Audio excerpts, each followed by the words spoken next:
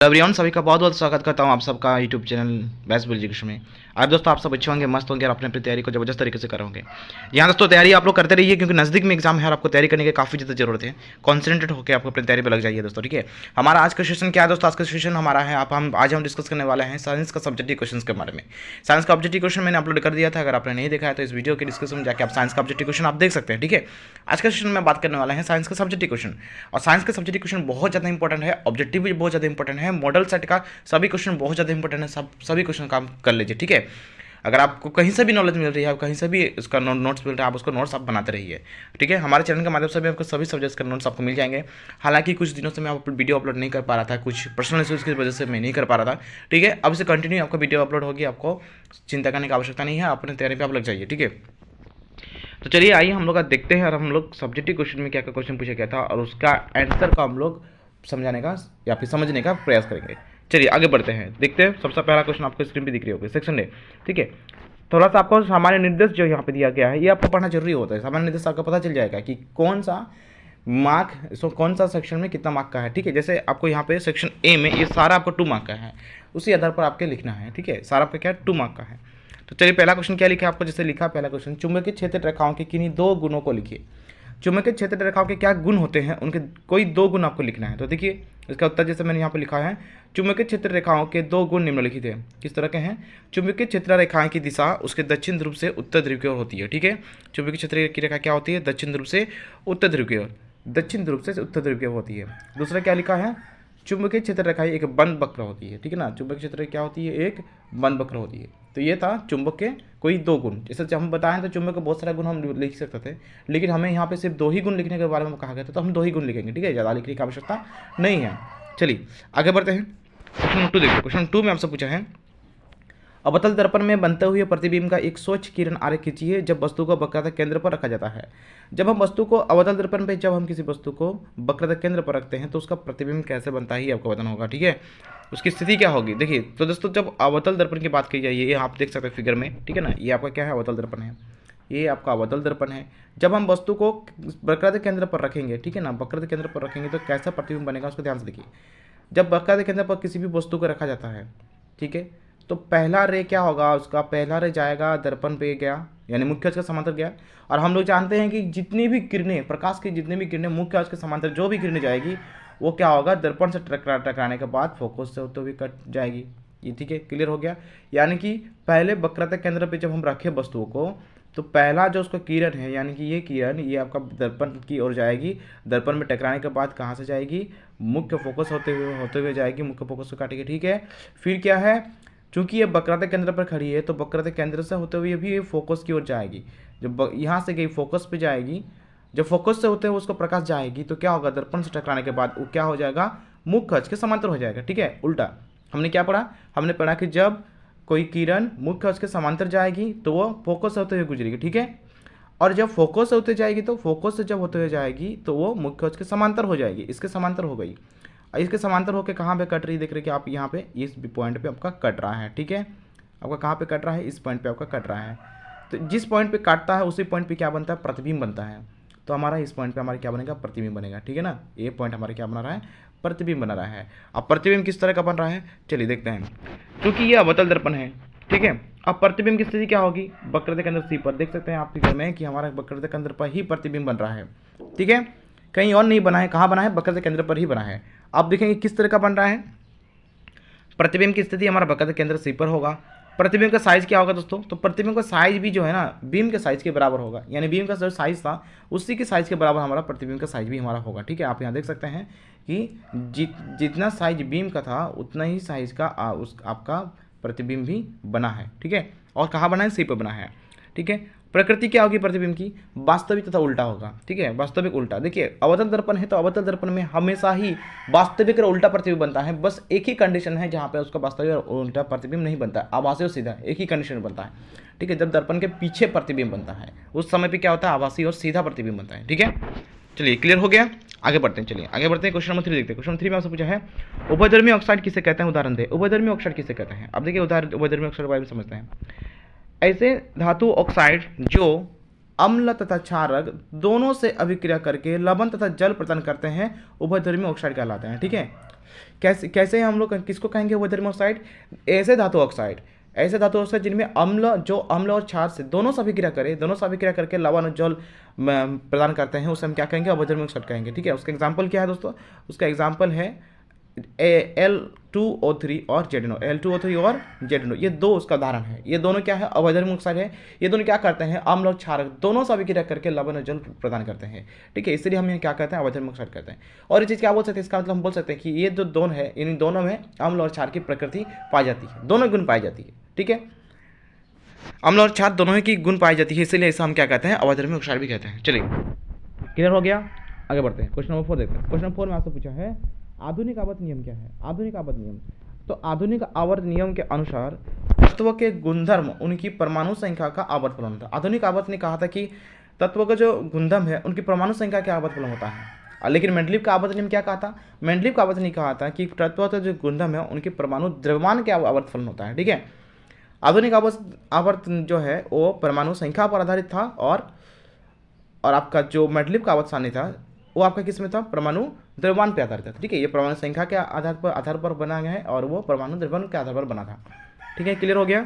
आधुनिक आवर्त नियम क्लियर हो गया। आधुनिक आवर्त नियम क्या है ना? आधुनिक आवर्त नियम के अनुसार तत्व के गुणधर्म उसकी परमाणु संख्या का आवर्तफलन होता है। ठीक है, क्लियर हो गया? चलिए आगे बढ़ते हैं, क्वेश्चन 5 देते हैं। क्वेश्चन नंबर 5 में आपसे पूछा है पित्त क्या है? पित्त के कार्य क्या है? यानी पित्त का कार्य बताना आपको। पित्त का कार्य क्या है? पित्त का क्या कार्य है? देखिए, पित्त का क्या कार्य है? पित्त के निम्न कार्य है। पित्त के कार्य निम्न है। क्या क्या कार्य है? यह आमाशय से आने वाला अम्लीय भोजन को क्षारीय बना देता है। आमाशय में जो हम लोग जो भी चीज़ खाते हैं तो उसमें अम्लों की मात्रा रहती है भोजन में, तो जब वो आमाशय में जाता है, अम्लीय भोजन जब आमाशय में जाता है उसको क्या करता है? तो क्षारीय बना देता है। क्षारीय इसलिए बना देता है ताकि हमें एसिडिटी ना हो, हमारा पाचन क्रिया अच्छे से हो, क्षार में बदल देता है। और यह लाइपेज एंजाइम की क्रियाशीलता बढ़ा देता है। ठीक है, एक एंजाइम हमारे जो पाचन की क्रिया में जो एंजाइम भाग लेता है, लाइपेज एंजाइम, उसकी क्रियाशीलता बढ़ा देता है ताकि हमारा डाइजेस्ट अच्छे से हो। ठीक है, ताकि क्या हमारा डाइजेस्ट अच्छे से हो। तो ये दो कार्य है पित्त का। ठीक है, चलिए आगे बढ़ते हैं। क्वेश्चन नंबर 6 है। क्वेश्चन नंबर 6 में क्या पूछा आपसे? खाद्य श्रृंखला किसे कहते हैं? उदाहरण दे। खाद्य श्रृंखला क्या है? समझते खाद्य श्रृंखला को। परितंत्र में जब कोई जीव अपने जीवन के लिए दूसरे जीवों को खाकर जीवित रहता है उसके ऐसे संबंध को खाद्य श्रृंखला कहते हैं। परितंत्र में यानी कि नेचर में जितने भी जीव हैं जो एक दूसरे को खा के जीवित है, उसी के जो संबंध बनता है, उसी का जो श्रृंखला, उसे हम खाद्य श्रृंखला कहते हैं। जैसे आप बात कहें तो हिरण जो है, हिरण क्या खाती है? हिरण खाती है घास। क्या खाती है हिरण? हिरण घास खाती है। और घास एक क्या है? घास एक उपभोक्ता है, सॉरी, घास एक उत्पादक है। घास क्या है दोस्तों? उत्पादक है। हिरण क्या है? उपभोक्ता है। बाघ भी क्या उपभोक्ता है। जैसे आप यहाँ पे देख सकते हैं, मैंने जो सीरीज यहाँ पे बनाया है खाद्य श्रृंखला का, जैसे यहाँ पे बात करते हैं बाघ की, तो बाघ क्या खाता है दोस्तों? बाघ हिरण खाता है, यानी कि हिरण ही नहीं, बहुत सारे जैसे कि बकरी भी खाता है और बहुत सारी चीज़ जो, यानी कि वो दूसरे जीवों को खाता है। यहाँ पे ये समझना है आपको कि बाघ दूसरे जीवों को खाता है। अब हिरण क्या खाती है? हिरण क्या खाती है? हिरण आपका घास खाती है। तो ये भी किसी और पर डिपेंड है। ठीक है, तो इस तरह से हम क्या क्या कह सकते हैं कि परितंत्र में मतलब जितने भी जीव है जो दूसरे जीवों को खाकर जीवित है उसके संबंध को, उसके श्रृंखला के संबंध को हम क्या कहते हैं? खाद्य श्रृंखला कहते हैं। ठीक है, आई समझ में? चलिए आगे बढ़ते हैं। क्वेश्चन नंबर देखते हैं 7। क्वेश्चन 7 में आपको पूछा है निम्नलिखित जीवों में होने वाले जनन की विधियों को लिखें।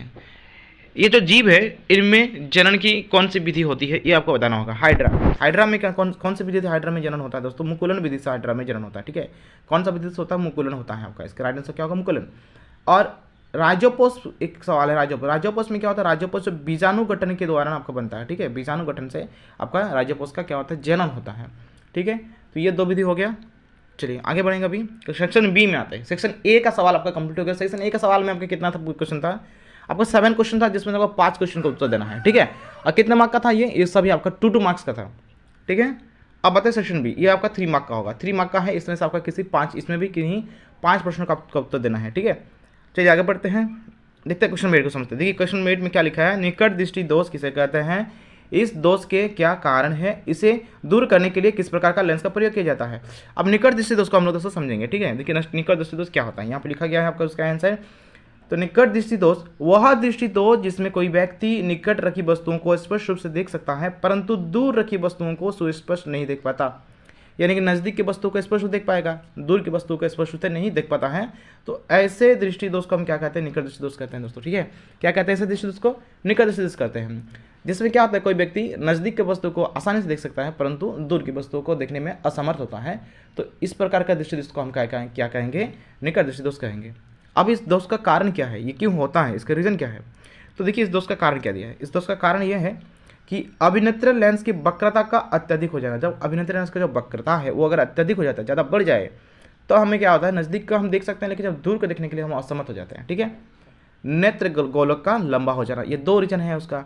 एक है अभिनेत्र लेंस की वक्रता का अत्यधिक हो जाना और दूसरे क्या है? नेत्र गोलक का लंबा हो जाना। नेत्र गोलक जो हमारा है वो अगर लंबा हो जाए तब भी हम क्या होते हैं? दूर की वस्तुओं को देखने में असमर्थ हो जाते हैं। ठीक है, वो हमें सुस्पष्ट ढंग से हम उसको देखने नहीं सकते हैं। चलिए आगे बढ़ेंगे। अब इसका संशोधन कैसे हो सकता है? तो फिर दोस्तों हमने जान लिया, आप संशोधन कैसे? तो इसका संशोधन क्या है? एक ही उपाय है इसका, क्या कि उसमें अवतल लेंस का इस उपयुक्त क्षमता वाले अवतल लेंस से इस दोष को दूर किया जाता है। जो निकट दृष्टि दोष जो है उसको कौन सा लेंस से दूर किया जाता है? अवतल लेंस के चश्मे का यूज़ करके हम लोग क्या करते हैं? उसको दूर करते हैं। ठीक है, चलिए तो हमारा यहाँ क्लियर हो गया निकट दृष्टि दोष क्या है, उसके निकट दृष्टि दोष का कारण क्या है, संशोधन क्या है, हम लोग क्लियर हो गया। ठीक है, अब आगे बढ़ेंगे। क्वेश्चन नंबर देखते हैं 9। क्वेश्चन 9 में आपको एक न्यूमेरिकल दिया हुआ है। ठीक है, फिजिक्स का एक न्यूमेरिकल है। क्या पूछा है फिजिक्स न्यूमेरिकल में कि 7 सेंटीमीटर साइज का कोई बीम 18 सेंटीमीटर फोकस दूरी के किसी अवतल दर्पण के सामने 27 सेंटीमीटर की दूरी पर रखा गया। प्रतिबिंब की स्थिति, प्रकृति तथा साइज ज्ञात करें। प्रतिबिंब की स्थिति निकालना है, साइज निकालना है और प्रकृति बताना है आपको। तो चलिए देखते हैं कैसे बनाएंगे। 7 सेंटीमीटर साइज दिया हुआ है ना, यहाँ देखिए क्या क्या दिया है, इसको अच्छे से समझिए। जो 7 सेंटीमीटर साइज आपको दिया गया दोस्तों, तो आपका क्या था? वो आपका बीम का ऊंचाई दिया गया था। क्या दिया गया था आपको? वो बीम की ऊंचाई 7 सेंटीमीटर दिया हुआ है। एच बराबर हम लिखेंगे 7 सेंटीमीटर। ठीक है, बीम की दूरी यू बराबर हम लिखेंगे 27। आप यहाँ देख सकते हैं मैंने -27 लिखा है। क्यों लिखा है? क्योंकि अवतल दर्पण की बात कही गई है ना दोस्तों। तो अवतल दर्पण में जो है ना, जितने भी सारे अवतल दर्पण में जैसे वक्रता केंद्र हो गया, फोकस हो गया, वस्तु की दूरी हो गई, सब किधर होता है? आपका लेफ्ट साइड पे होता है। और लेफ्ट साइड में हमारे क्या होता है? एक्स डेक्स अक्ष होता है। और एक्स डेक्स तो हमारा क्या होता है? नेगेटिव होता है ना।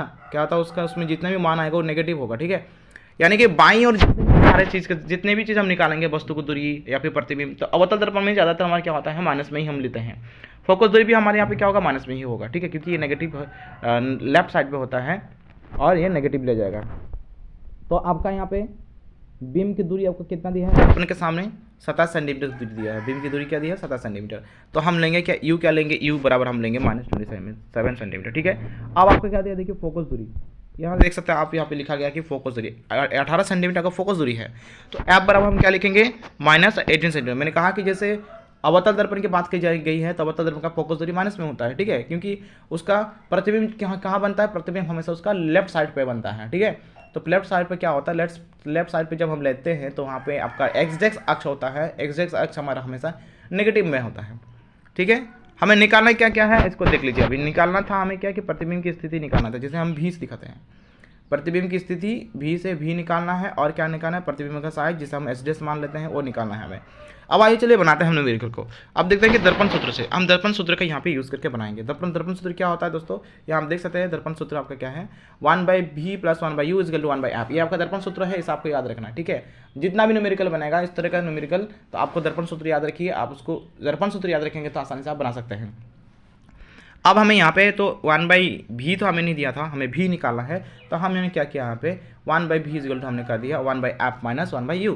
अब हम यहाँ पे वैल्यू पुट करते हैं। f का वैल्यू आपका कितना था दोस्तों? 18 सेंटीमीटर था और माइनस में था तो -18 सेंटीमीटर। u का वैल्यू क्या था? -27 सेंटीमीटर था, तो हम u की जगह पे क्या बैठा दिया? -27 सेंटीमीटर बैठा दिया। ठीक है, आगे बढ़ेंगे। अब इसको कैसे सॉल्व करेंगे? अब यहाँ पर आप देख सकते हैं कि ये दोनों माइनस है ना, ये यहाँ पर भी माइनस है और आपका यहाँ पर भी माइनस है। ये दोनों माइनस माइनस क्या हो जाएगा दोस्तों? यहाँ माइनस प्लस हो जाएगा। प्लस का साइन दे दिया मैंने। ये -18 था, माइनस यहाँ ऊपर आ गया। अब इसको सॉल्व करते हैं। जब दोनों का एलसीएम लेंगे 18 और 27 का एलसीएम लेंगे, आपका कितना आएगा? 54 आया। ठीक है, अब इसको हम जब हम लोग सॉल्व करेंगे तो आपका क्या आ रहा है? हमारा टोटल जो रिजल्ट आ रहा है दोस्तों, v बराबर हमारा टोटल आ गया क्या? -54 सेंटीमीटर। v हमारा -54 सेंटीमीटर आ गया। अब हमें क्या निकालना है? ये तो हमारा भी निकल, यानी प्रतिबिंब की स्थिति निकल गया। अब हम साइज निकालना है। साइज निकालने के लिए हम कौन सा फॉर्मूला लगाएंगे? आवर्धन का सूत्र लगाएंगे दोस्तों। आवर्धन का सूत्र क्या होता है? m बराबर होता है आपका h'/h। ठीक है, m बराबर h'/h। और आपको यहाँ पे जाननी होगी कि h' क्या है और h क्या है। h' आपका होता है प्रतिबिंब की ऊंचाई और h होता है बीम की ऊंचाई। बीम की ऊंचाई दोस्तों हमें दिया हुआ था। और एक चीज़ क्या होता है कि m बराबर एच डेस बाई एच बराबर आपका होता है माइनस वी बाई यू, ये भी आपको याद रखना है, ठीक है। यानी कि m बराबर आपका माइनस वी बाई यू भी होता है, इस चीज़ को आपको याद रखना है। अब हम यही सामने क्या निकालेंगे, एच डेस निकालेंगे। एच डेस हमें निकालना यहाँ पर दिया गया था। एच डेस क्या है, एच डेस हमारा होता है क्या, प्रतिबिंब का साइज होता है। तो हम प्रतिबिंब का साइज यहाँ से निकालेंगे, ठीक है। चलिए प्रतिबिंब का साइज हम कैसे निकालते हैं, देखिए अब हमने क्या किया, अब हमने क्या कि H dash by H equal to minus क्या माइनस वी बाई यू कर दिया, ठीक है। ये हमारा एच डेस बाई एच बराबर माइनस वी बाई यू। तो यहाँ से हम एच डेस और एच डेस तो हमें निकालना है, एच का वैल्यू हम बैठाएंगे। देखिए एच का वैल्यू हमारा 7 दिया था, 7 सेंटीमीटर, तो हमने बैठा दिया। और माइनस तो फॉर्मूला सही था, और भी हमारे क्या आया था, माइनस 54 सेंटीमीटर आया था, मैंने बैठा दिया। यू का वैल्यू क्या दिया था, माइनस 18 सेंटीमीटर, वहाँ से सॉल्व किए। तो यहाँ से सॉल्व करने के बाद हमारा जो रिजल्ट आया क्या आया दोस्तों, एच का वैल्यू क्या आया, हम उसको देखते हैं। एच डेस का वैल्यू हमारा जो आया माइनस 21 सेंटीमीटर आ गया, ठीक है। क्या आया, माइनस 21 सेंटीमीटर। ये हमारे क्या निकला, प्रतिबिंब का ऊंचाई भी बोल सकता है। यहाँ पे प्रतिबिंब की ऊंचाई शब्द नहीं लेके प्रतिबिंब साइज लिया गया है, तो हम प्रतिबिंब साइज भी इसको बोल सकते हैं, ठीक है। तो कंक्लूजन हमारे यानी कि टोटल जो आंसर है, यानी कि पूरा हमारा आंसर यहाँ पे विस्तार रूप से क्या निकला, हमें जो निकालने बोला गया था हम सब हमने उस सब चीज़ को निकाला। अब आप देख सकते हैं क्या क्या निकला हमारा, प्रतिबिंब की स्थिति क्या है, यानी भी हमने माइनस 54 सेंटीमीटर निकाला था, ठीक है। प्रतिबिंब का हमारा साइज क्या है, 21 सेंटीमीटर, माइनस 21 सेंटीमीटर हमारा था। और प्रकृति क्या होगी, प्रकृति जो है ना, आपको अवतल दर्पण का प्रकृति आपको याद रखना है दोस्तों, वो हमेशा वास्तविक और उल्टा प्रतिबिंब होता है। सिर्फ एक ही कंडीशन है जिसमें वो क्या बनाता है, आभासी सीधा बनाता है। और क्या होता है, जब दर्पण के पीछे प्रतिबिंब बनता है, ठीक है। चलिए आगे बढ़ेंगे। अभी अब आते हैं हम लोग क्वेश्चन नंबर 10 पे। क्वेश्चन नंबर 10 में हमसे क्या पूछा है, संयोजन अभिक्रिया वियोजन के विपरीत है, कैसे समझाइए। हम संयोजन अभिक्रिया को वियोजन अभिक्रिया का विपरीत करते हैं, कैसा है विपरीत समझते हैं। चलिए कैसे समझेंगे, देखिए परिभाषा से पहले समझ लेते हैं। अब संयोजन अभिक्रिया होता क्या है, संयोजन अभिक्रिया में दो या दो से अधिक अभिकारक मिलकर एक एकल उत्पाद का निर्माण करता है, जैसे C+O2 CO2, ठीक है। यहाँ पे हम क्या समझे कि संयोजन अभिक्रिया मतलब संयोग करना, संयोग करके अभिक्रिया करना, ठीक है, जुड़ के अभिक्रिया करना, यानी कि दो या दो से अधिक पदार्थ मिलकर एक एकल पदार्थ का निर्माण करता है, उसे हम कहते हैं संयोजन अभिक्रिया, ठीक है। इसके विपरीत वियोजन अभिक्रिया में एक एकल अभिकारक टूटकर दो या दो से अधिक उत्पाद का निर्माण करता है। देखिए अपोजिट हो गया ना, संयोजन अभिक्रिया में क्या हुआ ना कि बहुत सारे पदार्थ मिलकर एक एकल पदार्थ का निर्माण कर रहा है, एक एकल उत्पाद का निर्माण कर रहा है। उसी का उल्टा वियोजन अभिक्रिया हो गया, उसमें क्या हो रहा है कि कोई एक अभिकारक, एकल अभिकारक वो टूट रहा है, ठीक है, वो टूट के दो या दो से अधिक उत्पाद का निर्माण कर रहा है, ठीक है। तो इसमें टूटने का काम हो रहा है, वियोजन में टूटने का काम हो रहा है और संयोजन में जुड़ने का काम हो रहा है, तो इसी का अंतर है। तो जैसे यहाँ पे आप देख सकते हैं, जैसे CaCO3 ये जब आपका टूटेगा, ठीक है, CO3 क्या होगा आपका, जब टूटेगा तो आपका क्या क्या बनाएगा, CaO बनाएगा प्लस CO2 बनाएगा, ठीक है, CaO प्लस CO2 बनाएगा। तो अतः इस प्रकार संयोजन अभिक्रिया वियोजन अभिक्रिया का क्या है, विपरीत है, ठीक है। वियोजन अभिक्रिया, संयोजन अभिक्रिया क्या है, वियोजन अभिक्रिया का विपरीत है। चलिए नेक्स्ट आगे बढ़ेंगे, क्वेश्चन नंबर 11 पे आते हैं। क्वेश्चन नंबर 11 में आपसे पूछा है, मेंडलीव के आवर्त सारणी की क्या कमियां थी, कमियां क्या थी मेंडलीव के आवर्त सारणी की, और उसे आधुनिक आवर्त सारणी में किस प्रकार दूर किया गया, ये आपको बताना होगा, ठीक है। चलिए इस पर देखते हैं, मेंडलीव के आवर्त सारणी के निम्न कमियां थी, मेंडलीव के आवर्त सारणी में निम्न कमियां थी, क्या क्या कमियां थी, देखिए उसने हाइड्रोजन की अनिश्चित स्थिति, हाइड्रोजन का निश्चित स्थान नहीं दिया था, ठीक है, हाइड्रोजन की अनिश्चित स्थिति, उसने आवर्त सारणी को परमाणु द्रव्यमान के आवर्त फलन बताया, यानी परमाणु द्रव्यमान के आधार पर उसने आवर्त सारणी को अपना सजाया था, ठीक है, क्रमबद्ध किया था। और क्या कमी थी, और कमी ये थी कि समस्थानिकों के लिए स्थान उपलब्ध नहीं। आधुनिक आवर्त सारणी में कैसे दूर किया, आधुनिक आवर्त सारणी में हाइड्रोजन का एक निश्चित स्थान दिया गया तथा आवर्त सारणी को परमाणु संख्या के आधार पर व्यवस्थित किया गया, ठीक है। देखिए उसने क्या किया था, उसने हाइड्रोजन की एक निश्चित स्थिति नहीं दी थी, और क्या किया था, और उसने जो अरेंजमेंट किया था, पीरियोडिक टेबल जो उसने बनाया था, उसने परमाणु द्रव्यमान के आधार पर बनाया था, ठीक है, और समस्थानिकों के लिए उपलब्ध स्थान नहीं दिया गया था, ठीक है। अब आधुनिक आवर्त सारणी ने क्या किया, आधुनिक आवर्त सारणी ने अपना जो पीरियोडिक टेबल बनाया, उसमें उसने हाइड्रोजन की एक निश्चित स्थिति दी, ठीक है। आप जानते हैं कि हाइड्रोजन की निश्चित स्थिति क्या है, एक हम हाइड्रोजन के एक मानते हैं, पहले ही में आता है तत्व, पहले ही वो आता है तत्व में। और क्या किया, परमाणु संख्या के आधार पर अपने आवर्त सारणी का व्यवस्थित किया, ठीक है। ये था आपका आधुनिक आवर्त सारणी। आधुनिक आवर्त सारणी ने क्या किया, मेंडलीव आवर्त सारणी के कमियां को क्या की, दूर की, ठीक है। चलिए आगे बढ़ते हैं, क्वेश्चन नंबर 12 देते हैं। क्वेश्चन नंबर 12 में आपसे पूछा है, कार्बन के इतने अधिक यौगिक होने के क्या कारण है। कार्बन की जो हमारे चारों और जो है ना जितने भी पदार्थ हम देखते हैं वो सारी पदार्थ किससे बने हुए, कार्बन से बने हुए हैं। तो सवाल यही है आपका कि कार्बन इतनी मात्रा में क्यों है, कार्बन की इतनी अधिक यौगिक क्यों है पूरे संसार में, इसका रीजन क्या हो सकता है। तो चलिए देखिए इसका रीजन क्या है, देखते हैं। निम्नलिखित कारणों से कार्बन के इतने अधिक यौगिक हैं। क्या कारण है देखते हैं। कार्बन के ही अन्य परमाणुओं के साथ आबंध बनाने की एक अद्वितीय क्षमता होती है। कार्बन में एक बहुत अच्छा गुण क्या है, वो है आपका आबंध बनाने का, चेन बनाने का, सिस्टम बनाने का, यानी वो एक के साथ एक मिल के एक बड़ा यौगिक का निर्माण करता है। ठीक है, एक एक अणु मिला के क्या बनाता है, बड़ा यौगिक का निर्माण करता है। ठीक है, इससे बड़ी संख्या में अणु बनते हैं, बहुत बड़ी संख्या में क्या बनती है, अणु बनती है। फिर दूसरा क्या है रीजन, कार्बन में चतुसंयोजकता का गुण होता है, यानी कि इसमें चारों ओर से परमाणुओं के साथ आबंध बनाने की क्षमता होती है। चार, देखिए जैसे हम लोग जानते हैं ना कि कार्बन हम लोग चार बन लेता है, जैसे सी यहाँ से भी लेगा, यहाँ से भी लेगा, यहाँ से भी लेगा और यहाँ से भी लेगा, चारों ओर से वो क्या करेगा, परमाणुओं को ले सकता है ना। चारों ओर से आबंध बनने की उसमें क्षमता है, जिससे बड़ी संख्या में क्या बनेगी, अणु बनेगी। ठीक है, तीसरा क्या है, इसमें कार्बन के चार अन्य परमाणुओं अथवा कुछ अन्य संयोजक तत्व के साथ आबंध बनाने की क्षमता है, यानी कि कार्बन जो है ना, कार्बन के साथ ही मिलकर एक बड़ा अणु बनाता है, या फिर कोई और भी अणु है उसके साथ मिलकर भी क्या बनाता है, एक बड़ा सा अणु बनाएगा। ठीक है, बड़ा यौगिक बनाएगा। तो ये था आपका क्या, तीन रीजन था ये कि कार्बन क्यों इतनी मात्रा में हमारे चारों ओर स्थित है और कार्बन के इतने अधिक यौगिक क्यों है। ठीक है, आइए समझ में। चलिए आगे बढ़ेंगे। अभी हम लोग क्वेश्चन 13 देखते हैं। क्वेश्चन 13 में से पूछा है, दोहरा परिसंचरण किसे कहते हैं, समझाइए। दोहरा परिसंचरण के बारे में हम लोग सीखेंगे दोस्तों। दोहरा परिसंचरण क्या है। अब रक्त का दोहरा परिसंचरण, रक्त का एक चक्र में 2 बार हृदय से गुजरना। पहली बार शरीर के समस्त अशुद्ध रुधिर हृदय के दाहिने अलिंद में एकत्र होकर दाहिने नीले में होते हुए फेफड़ों में जाता है। दूसरी बार हृदय के बाएं आलिंद में फेफड़ों से फुफ्फुस सिराएं द्वारा एकत्र होकर शुद्ध रुधिर को महाधमनी द्वारा समस्त शरीर में पंप किया जाता है। इस प्रकार के रक्त परिवहन को दोहरा परिसंचरण कहते हैं। देखिए दोहरा परिसंचरण क्या होता है, यानी कि रक्त का एक चक्र में 2 बार हृदय से गुजरना, उसको कहते हैं दोहरा परिसंचरण। कैसे, एक बार क्या होगा, जितने में अशुद्ध रुधिर है, यानी जितने में अशुद्ध रक्त है, उसको क्या करेगा, हृदय के दाहिने अलिंद में एकत्रित होगा। वो दाहिने अलिंद में एकत्रित होकर कहाँ से जाएगा, दाहिने नीले में होते हुए फेफड़ों में जाता है। कहाँ जाता है, फेफड़ों में जाता है। ठीक है, फिर दूसरी बार क्या होता है, हृदय के बाएं आलिंद से, हृदय के बाएं आलिंद से जो फेफड़ों से फुफ्फुस सिराओं द्वारा, फुफ्फुस क्या कहते हैं, सिराओं द्वारा शुद्ध रुधिर को महाधमनी तक पहुंचाता है, यानी कि जहाँ पे हमारा पंप होता है महाधमनी तक पहुंचाता है, और उसको क्या कहता है, पंप करके समस्त शरीर में पहुंचाया जाता है। अशुद्ध रुधिर को क्या किया जाता है, फेफड़ों तक पहुंचा जाता है, और शुद्ध रुधिर को क्या किया जाता है, पूरा समस्त शरीर में पहुंचा जाता है दोस्तों। ठीक है, तो इस प्रकार के रक्त परिवहन को हम क्या कहते हैं, दोहरा परिसंचरण कहते हैं। ठीक है, आई समझ। चलिए आगे बढ़ते हैं। क्वेश्चन नंबर देखते हैं 14। क्वेश्चन 14 से पूछा है, ऊर्जा के स्रोत के रूप में हम सौर ऊर्जा का उपयोग किस प्रकार करते हैं। अब सौर ऊर्जा का उपयोग हम किस प्रकार करते हैं, ये आपको बताना है। सौर ऊर्जा का बहुत सारा उपयोग है। ठीक है, लेकिन हम लोग यहाँ पे कितने 3 पॉइंट्स लिखेंगे, क्योंकि ये 3 मार्क का है, तो हम ज़्यादातर 3 पॉइंट्स ही लिखेंगे। सौर ऊर्जा का निम्नलिखित उपयोग है। क्या क्या उपयोग है, अनाजों को सुखाने में। अगर बताइए, हम ज़्यादातर अनाजों को सुखाने में करते हैं, हमारे कपड़े भी सूखते हैं। ठीक है, अनाज भी सूखते हैं, कपड़ा भी सूखते हैं हमारा। और क्या है, सोलर कुकर से खाना पकाने में, हम सोलर कुकर का यूज़ करते हैं खाना पकाने के लिए। और विद्युत ऊर्जा उत्पादन, यानी सोलर लाइट भी तो हम यूज़ करते हैं ना, हम इलेक्ट्रिसिटी के लिए भी इसका यूज़ करते हैं। ठीक है, सोलर लाइट है। तो ये 3। चलिए अभी क्वेश्चन नंबर 15 समझते हैं। सेक्शन सी स्टार्ट करते हैं दोस्तों। ठीक है, सेक्शन सी में आपका जितने भी सारे सवाल दिए गए हैं वो सभी आपके 5 मार्क करके हैं। ठीक है, कितने मार्क करके हैं, 5 मार्क करके हैं।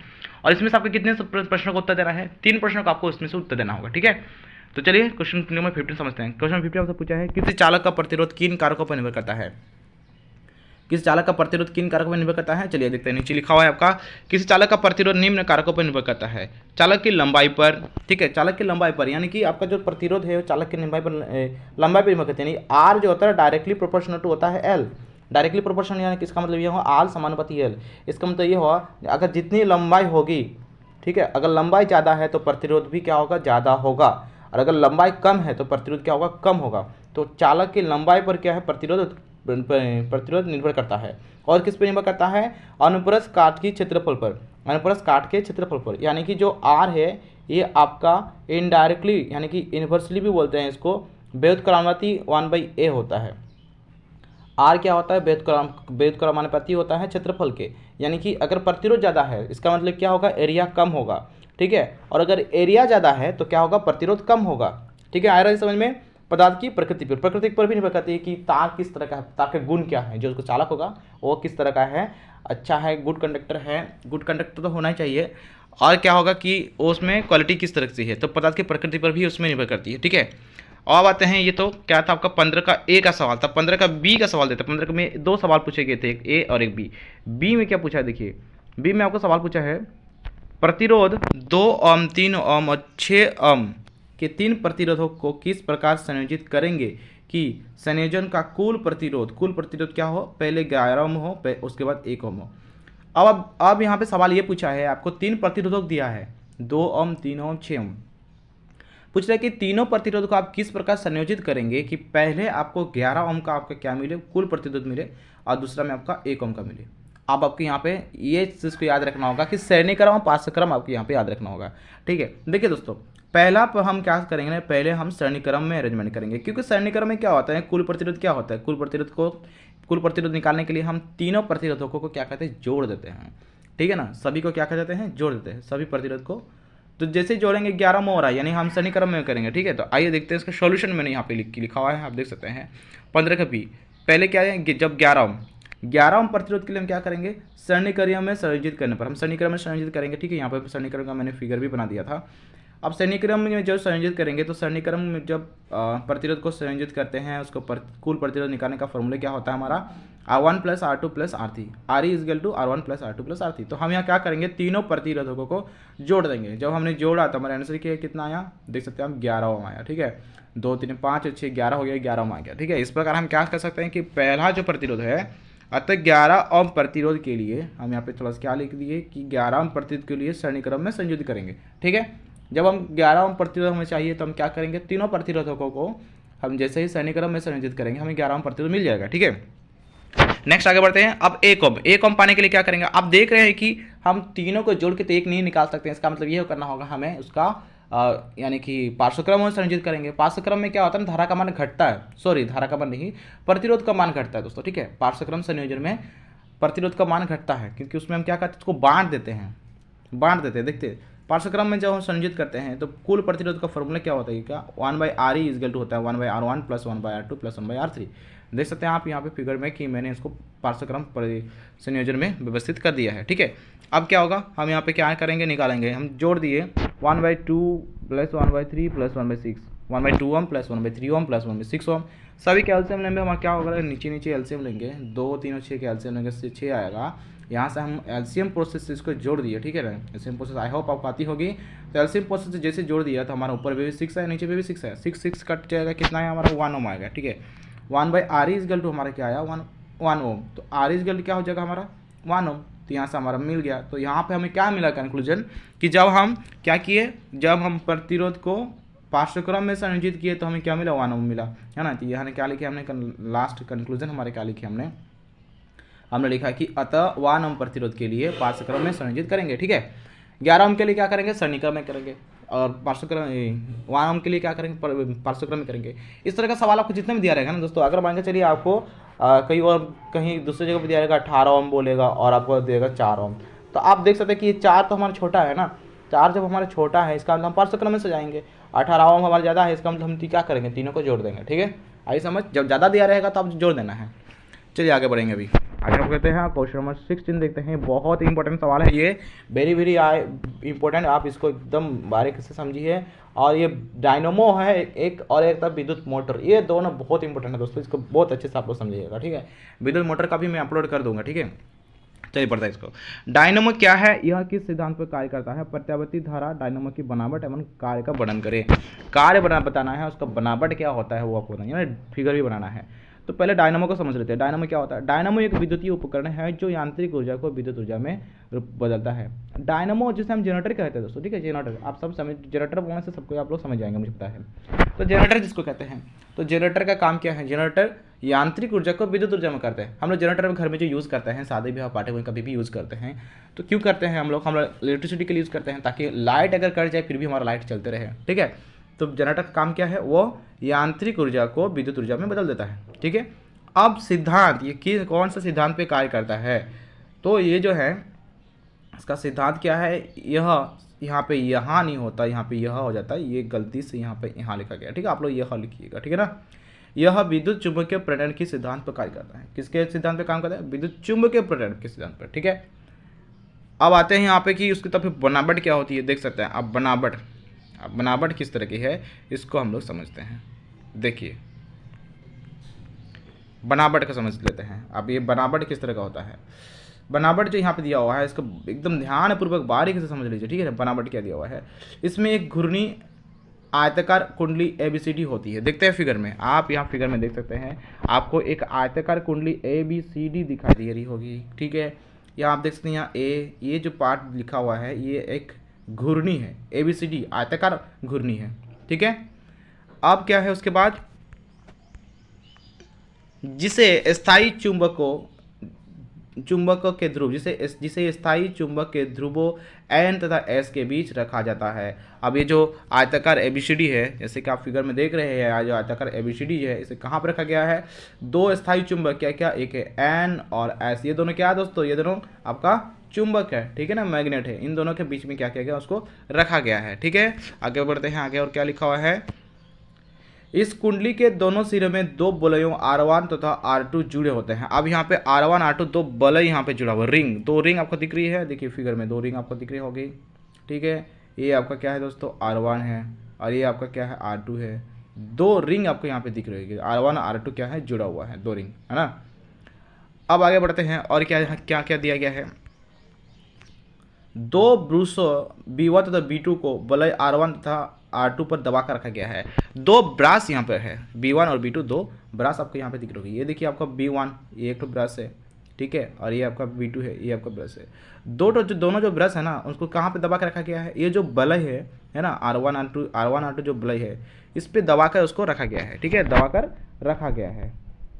अब आते हैं, और क्या लिखा है, दोनों वलयों R1 तथा R2 भीतर के धुरी से जुड़े रहते हैं। अब भीतर के धुरी में जुड़े हैं, और दोनों ब्रूसों के बाहरी से गैल्वेनोमीटर से जुड़े हुए हैं। हाँ, यहाँ पे देख सकते हैं जो B1 B2 है, कहाँ से जुड़ा हुआ है, गैल्वेनोमीटर। देखिए ये B1 यहाँ से तो आया, ठीक है, और ये B2 यहाँ से तो गया, और कहाँ पे जुड़ा आप देख सकते हैं, यहाँ पे एक आपको दिख रही होगी ये पार्ट यहाँ पे आके जुड़ गया। और ये क्या है दोस्तों, ये आपका है गैल्वेनोमीटर है, क्या है, गैल्वेनोमीटर, इसे हम G से डिनोट करते हैं, ठीक है ना। ये आपका गैल्वेनोमीटर है। ये हमारा फिगर था, फिगर हम समझ लिए, बनावट हम समझ लिए। अब हम समझेंगे इसकी क्रियाविधि। देखिए आप समझते हैं क्रियाविधि क्या लिखा है, क्रियाविधि में कि कैसे काम करेगा। जब आर्मेचर को तेजी से घुमाया जाता है, अब आर्मेचर क्या चीज़ है, आर्मेचर मतलब ये पूरा कुंडली है ना, जो आयताकार है ना, आयताकार ABCD, ये इसको घुमाया जाता है। जब आर्मेचर को तेजी से घुमाया जाता है तो क्या होता है, तो कुंडली के भीतर चुंबकीय क्षेत्र में प्रत्येक क्षण परिवर्तित परिवर्तित होता है। चुंबकीय क्षेत्र में क्या होता है, परिवर्तन होते रहता है। फलत विद्युत चुंबकीय प्रेरण के सिद्धांत के अनुसार कुंडली में विद्युत धारा उत्पन्न होती है।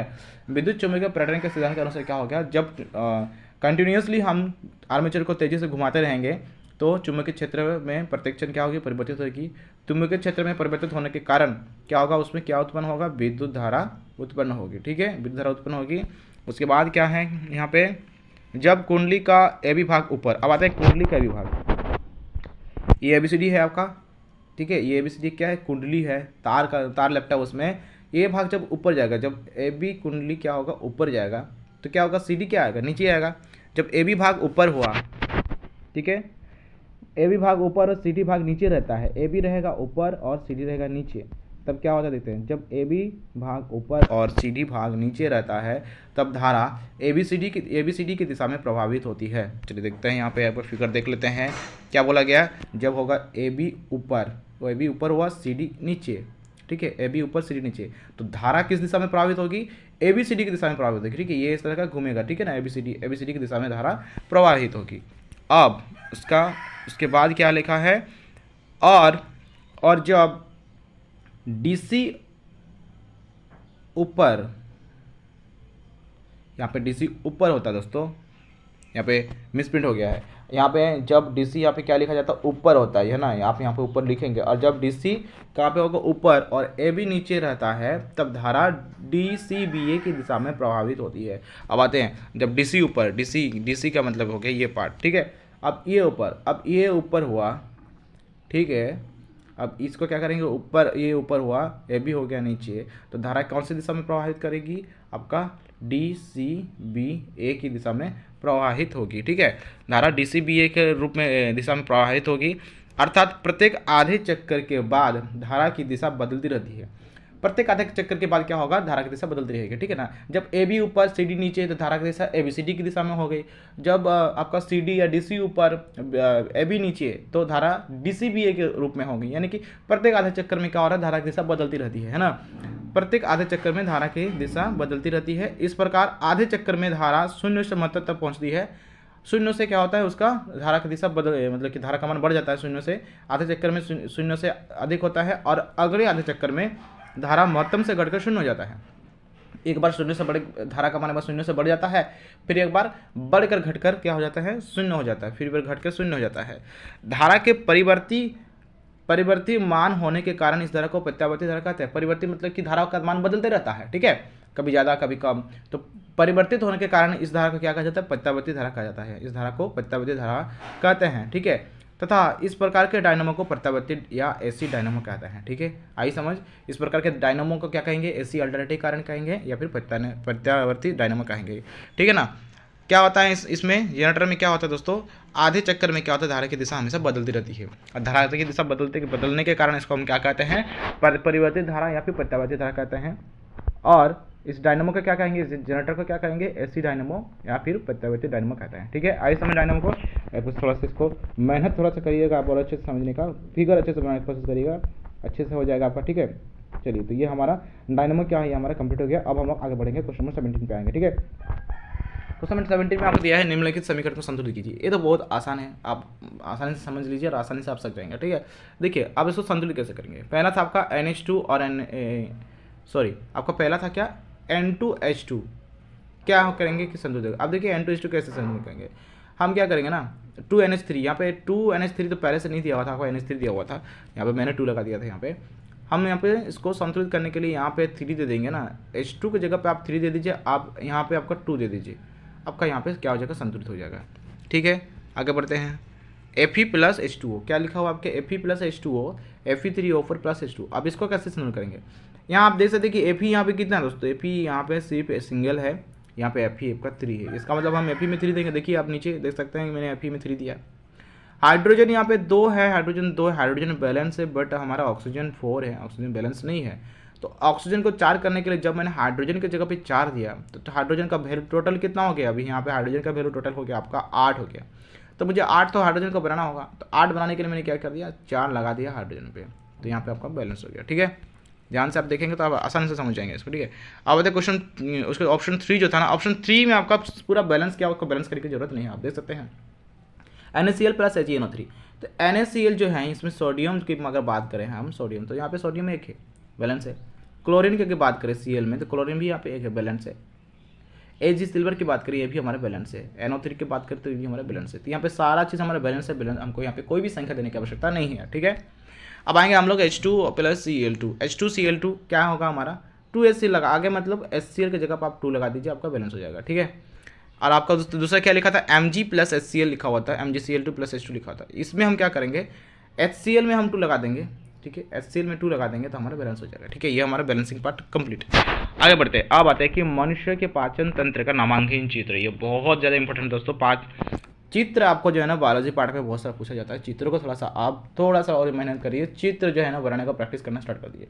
अब नामांकित चित्र बनाएंगे पाचन तंत्र का। देखिए ये है आपका मनुष्य का पाचन तंत्र, इसका नामांकित चित्र आप देखिए, ध्यानपूर्वक देखिए और इसको वीडियो को पॉज करते हुए आप ध्यानपूर्वक देखिए और इसको अच्छे से सीखिए, ठीक है ना। ये आपको बुक में भी मिल जाएगी, NCERT की जो बुक है क्लास 10 के, उसमें भी आपको मिल जाएगी। आप इसको अच्छे से लर्न कर लीजिए, अच्छे से प्रैक्टिस करिए, ठीक है ना।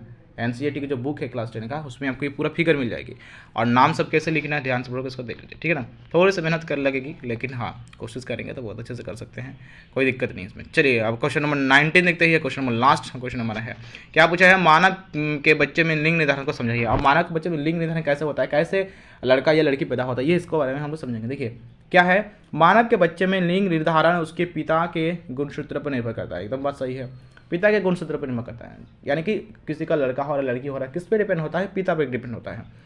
पुरुष में XY गुणसूत्र तथा स्त्रियों में XX गुणसूत्र है। पुरुषों में XY गुणसूत्र होता है और स्त्रियों में XX गुणसूत्र होता है। निषेचन के पश्चात जब पुरुष का X गुणसूत्र स्त्री के X गुणसूत्र के साथ मिलता है तब लड़की पैदा होती है। जब पुरुष का X गुणसूत्र स्त्री के X के साथ मिलेगा तब क्या पैदा होगी, लड़की पैदा होती है, ठीक है। और जब पुरुष का Y गुणसूत्र स्त्री के X गुणसूत्र के साथ मिलता है तब लड़का पैदा होता है। यानी कि लड़का या लड़की होना किस पे डिपेंड हो गया दोस्तों? लड़का या लड़की पैदा होना पिता के गुणसूत्र पे डिपेंड होता है, ठीक है ना, ये क्लियर हो गया हमारा। अतः लड़की या लड़का पैदा होना पुरुष के गुणसूत्र पर निर्भर करता है, ठीक है। किसके गुणसूत्र पर निर्भर करता है? पुरुष के गुणसूत्र पर निर्भर करता है, क्योंकि पुरुषों में XY होता है और स्त्रियों में XY होता है, ठीक है। क्लियर हो गया? तो ये था हमारा लास्ट क्वेश्चन, 19 क्वेश्चन। ये हमारा सब्जेक्ट क्वेश्चन यहाँ पर पूरा कंप्लीट होता है। अच्छे से इसको समझिए और अच्छे से मेहनत करिए, बहुत काफ़ी अच्छा आप मार्क गेन कर सकते हैं। मेरे ख्याल से तो आप एकदम 90 ऊपर आसानी से ला सकते हैं अगर थोड़ा सा आप मेहनत करेंगे तो, ठीक है। मॉडल सेट्स का जितने भी सारे प्रीवियस क्वेश्चंस हैं उसको भी थोड़ा सा ध्यान दीजिए। और नया क्वेश्चन अगर आप हो सकता है कि अभी तक तो कोई ऐसे अपडेट नहीं मिला है कि और 4 निकाला जाएगा मॉडल सेट का, आपको जो एक ही तो निकाला गया है, इसी को मेहनत करते रहिए अभी, ठीक है। चलिए, आई होप आपको वीडियो अच्छी लगी होगी, अच्छे से आपको समझ में आई होगी। वीडियो अगर अच्छी लगी वीडियो को जरूर शेयर करिए, अपने दोस्तों तक भी पहुंचाइए और हमें भी सपोर्ट करिए, हमारे चैनल को सब्सक्राइब करिए दोस्तों, ठीक है। अच्छे से रहिए, खुश रहिए और मस्त करके अपनी तैयारी को करते रहिए। मिलेंगे एक नेक्स्ट वीडियो में और नेक्स्ट टॉपिक के साथ। धन्यवाद दोस्तों आप सभी का।